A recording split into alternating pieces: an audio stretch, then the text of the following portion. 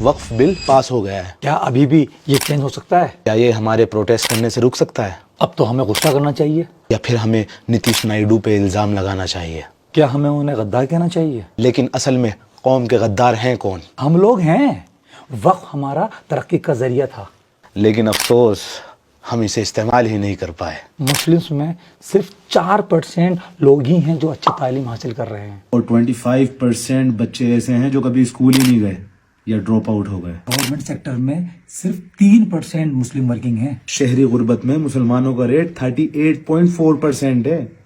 SC/ST से भी बुरी हालात है हमारी। अब सुने, हिंदुस्तान में तकरीबन 9 लाख एकड़ जमीन वक्फ की है। हम बना सकते थे हज़ारों स्कूल, 100 हॉस्पिटल्स, 10 यूनिवर्सिटीज़ और मेडिकल कॉलेज। जरूरतमंद स्टूडेंट्स के लिए हॉस्टल्स। बेवाओं और बुजुर्गों के लिए बन सकती थी माहाना पेंशन। चलो अब हकीकत का सामना करते हैं। हिंदुस्तान में वक्फ के ज़रिए चलने वाला एक भी मेडिकल कॉलेज नहीं है जो गरीब मुस्लिम तलबा को सब्सिडाइज्ड MBBS एजुकेशन दे सके। एक भी नहीं है।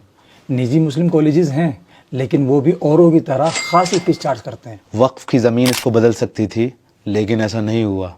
क्यों? 70% वक्फ की ज़मीन पर कब्जा कर लिया गया है या उसका गलत इस्तेमाल हो रहा है। वक्फ बोर्ड मिसमैनेजमेंट और सियासत से भरा हुआ है।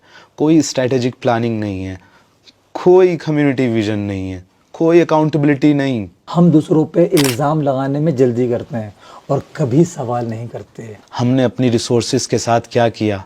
फ़िरक़ों की अज़मत की महफिल सजाने की बजाय हमें दूसरों से सीखना चाहिए। क्रिश्चियंस के पास CMC वेलोर है, world class affordable education system. Jain Sikh hostel, hospital और एजुकेशन ट्रस्ट चलाते हैं। और हम उम्मत बहस करते हैं, फ़िरक़ों में बटे हुए हैं, लड़ते हैं आपस में, फिर पीछे रह जाते हैं और रोते हैं।